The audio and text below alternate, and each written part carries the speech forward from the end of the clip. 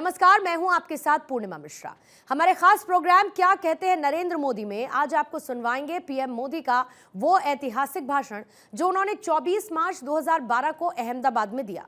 मोदी जी ने अपने भाषण में कहा कि जो समाज अपने इतिहास को भूल जाता है वो समाज इतिहास रचने की शक्ति भी खो देता है, और इतिहास वही रच सकते हैं जो इतिहास को भली भांति याद रखते हैं। जो समाज अपने इतिहास को भूल जाता है वो समाज इतिहास रचने की शक्ति भी खो देता है।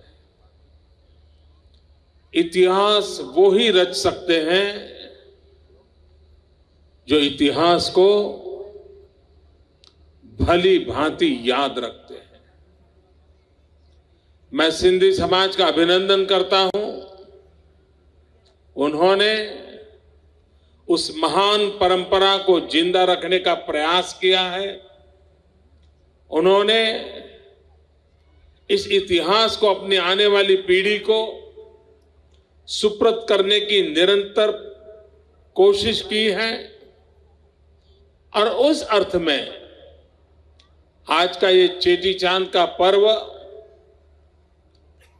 जय झूलेलाल कहते ही इतिहास की उन स्वर्णिम गाथा के साथ जुड़कर के गौरवान्वित होने का एक अवसर नई पीढ़ी को भी प्राप्त होता है।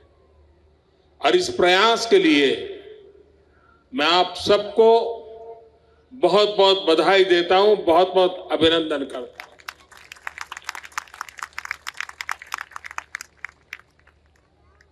चेटीचंद के पर्व के साथ मैं बहुत वर्षों से जुड़ा हुआ हूं।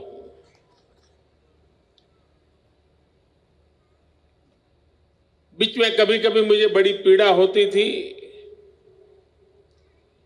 बहुत सामान्य कार्यक्रम होता था, बहुत कम लोग जुड़ते थे, कुछ उत्साही 5-50 परिवार ही थे जो इसको आगे बढ़ाने की कोशिश करते थे। और तब मैं हमेशा कहता था कि भाई इसको जरा प्राणवान बनाना चाहिए,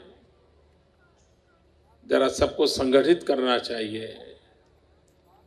लेकिन धीरे धीरे उसमें बदलाव आया और पिछले कुछ वर्षों से इस पर्व में पूरा समाज जुड़ने लगा, एक सामूहिक शक्ति का दर्शन होने लगा। और न सिर्फ अहमदाबाद, इन दिनों गुजरात का कोई भी कोना ऐसा नहीं होगा जहां 25-50 सिंधी परिवार रहते हो और कोई सामूहिक प्रकट कार्यक्रम न हुआ हो। ये अपने आप में एक अच्छा बदलाव है।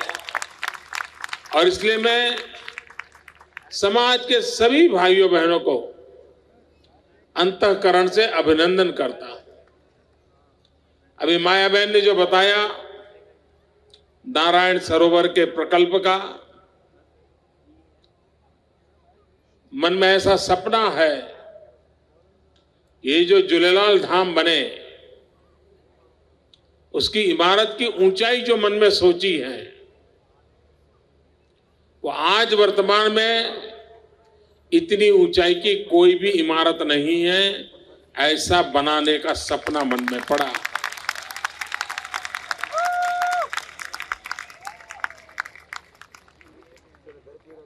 वो स्थान हर प्रकार से यादगार बने, प्रेरक बने, वहां दिव्यता भी हो, भव्यता भी हो। ऐसा भव्य स्थान वो निर्माण हो। मुझे विश्वास है कि समाज के सहयोग से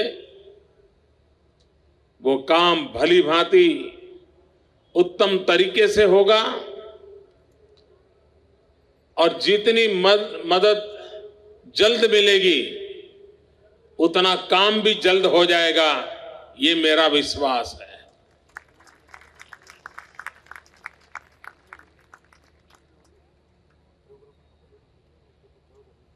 हमारी एंकर बहन का सपना है कि सिंध वापस मिले।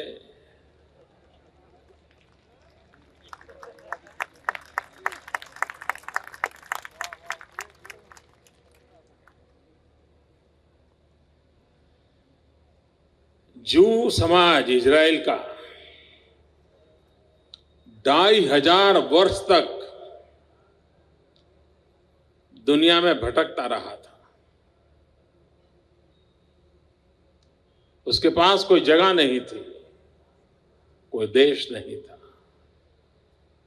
और 2500 साल तक जब भी एक जू दूसरे जू को मिलता था तो कहता था नेक्स्ट ईयर इन जेरूसलम। 2500 साल तक एक समाज ने सपना संजोया और आज दुनिया को स्वीकार करना पड़ा कि उस सपने को उन्होंने साकार किया।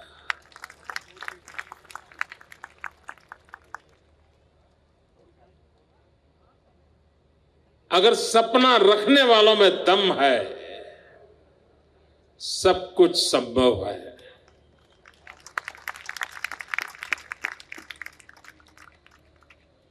और आज जिस प्रकार से विश्व एक होता जा रहा है, टेक्नोलॉजी के कारण, विश्व व्यापार के कारण दुनिया बहुत निकट आती चली जा रही है। और ये जो विश्व का बदलता हुआ रूप है वो बहुत ही संभावनाओं से भरा हुआ है।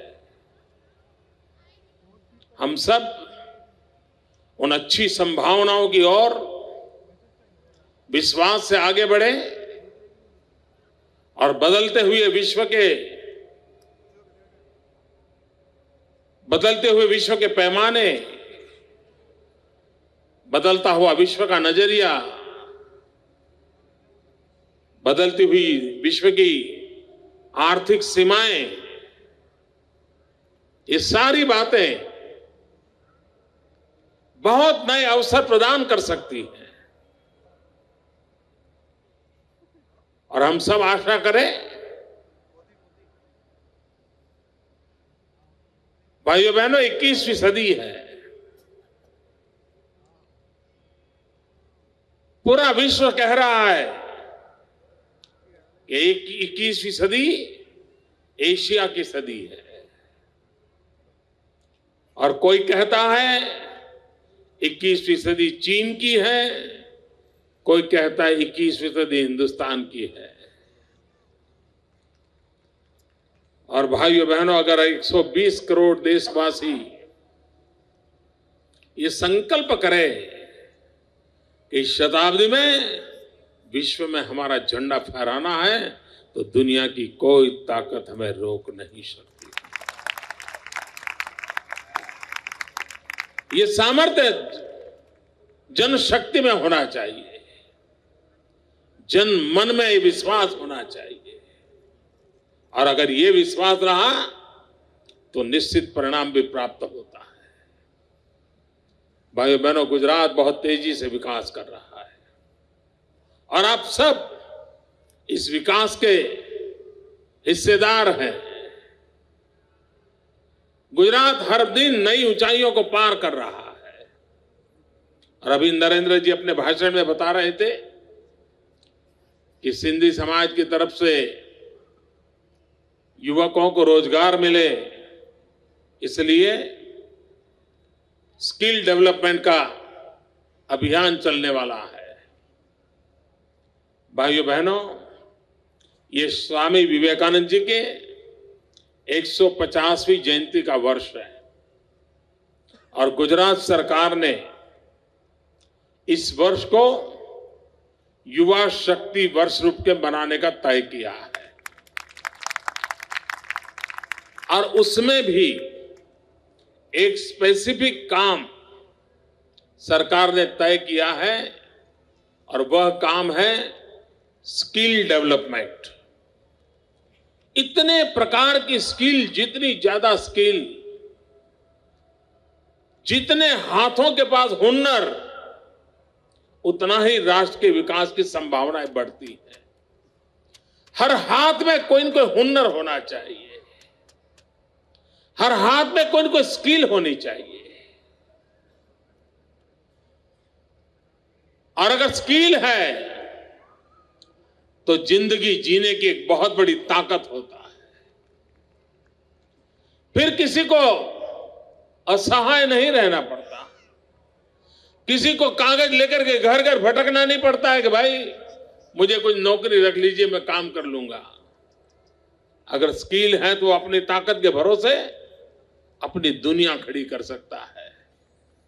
और इसलिए मैं हमेशा कहता हूं, स्किल प्लस विल प्लस झील इज इक्वल टू विन। अगर आपके अंदर स्किल है, आप में एक व्हील है और आपके अंदर झील है, तो पराजय कभी आपके दरवाजे पर दस्तक नहीं दे सकता है। और इस मंत्र को लेकर के हम आगे बढ़े तो नौजवान नए इतिहास को बना सकते हैं। और परंपरागत रूप से सिंधी समाज परिश्रमी समाज है, बहुत मेहनत करने वाला समाज है। कितना ही धनी परिवार क्यों ना होगा, लेकिन वह भी कोई न कोई परिश्रम करता रहता है। वह ऐशो आराम की दुनिया में फिसल जाने वाला समाज नहीं है। और ये जो उसके गुण है, ये गुण अगर बचे रहेंगे, पीढ़ी दर पीढ़ी इन गुणों की विरासत अपने बच्चों को मिलती रहेगी, तो सिंधी समाज को कभी संकट नहीं आने वाला है। कोई संकट उसको झुका नहीं सकता है। कितनी भी भयंकर समस्या आई होगी, वो उसको झुका नहीं सकती है। मैं तो कभी कभी सोचता हूं, जब भारत विभाजन हुआ और सिंध से लोग यहां आए, अंजार में रहते थे, अभी मुश्किल से 5 साल साथ हुए थे, वो सेटल हो रहे थे, और अचानक भयंकर भूकंप आ गया था उस समय।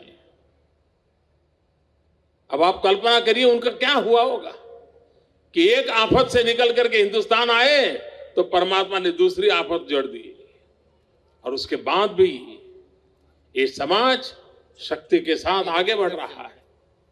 अपने आप में सिंधी समाज से बहुत कुछ सीखने जैसा है, बहुत कुछ सीखने जैसा है।